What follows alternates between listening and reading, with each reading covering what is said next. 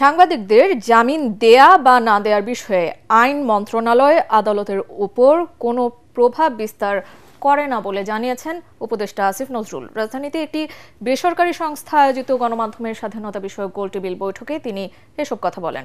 সরকার, মালিক, রাজনৈতিক ও ব্যবসায়ী সহ সমাজের বিভিন্ন পর্যায়ের প্রভাবশালীদের চাপের মুখে সংবাদ মাধ্যম নিরপেক্ষতা হারাচ্ছে বলে মন্তব্য করেন সাংবাদিক প্রতিনিধিরা।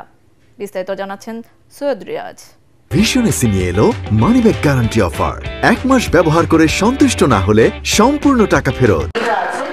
রাজধানীর শিরডাপ মিলনায়তনে গণমাধ্যমের স্বাধীনতা, সাংবাদিকদের সুরক্ষা ও অভিযোগ নিষ্পত্তির আইনি কাঠামো পর্যালোচনা শীর্ষক এই গোলটেবিল বৈঠকের আয়োজন করে একটি বেসরকারি সংস্থা। এতে গণমাধ্যম কর্মীরা তুলে ধরেন তাদের নানা সমস্যার কথা। বাইরের হস্তক্ষেপে সাংবাদিকরা ব্যস্ত। হত্যা মামলায় সাংবাদিকদের গ্রেপ্তার করে জামিন না দেয়াকে দুঃখজনক বলে মন্তব্য করেন তারা। বলেন, হয়রানিমূলক মামলা থেকে সংবাদকর্মীদের অব্যাহতি দিতে হবে।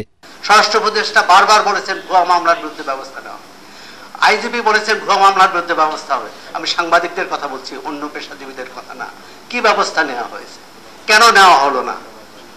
আমার মনে হচ্ছে সবাইকে একটু নিজের আয়নায় নিজের মুখ দেখা উচিত।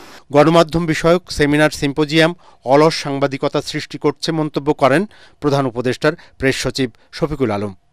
বলেন, অনৈতিক চাহিদা পূরণের ইচ্ছা সাংবাদিকদের প্রশ্নবিদ্ধ করছে। আপনি যেটাকে মব বলছেন সে তো তৈরি হচ্ছে, বা সে, আমি ওইটাকে মব বলছি না, বলছি এটাকে প্রেশার গ্রুপ। সে তৈরি হচ্ছে সেই আগের এই যে জার্নালিজমের ফেলিউরের কারণে। 15 বছরে তারে আপনার কোনো মিনিমাম সিভিল লিবার্টিজ আপনি রাখেন নাই। 28শে জুলাই 2024-এ বাংলাদেশের টপ জার্নালিস্টরা যে শেখ হাসিনাকে বলছে যে এদেরকে খুন করেন, পুলিশ কেন গুলি করছে না, বলে নাই।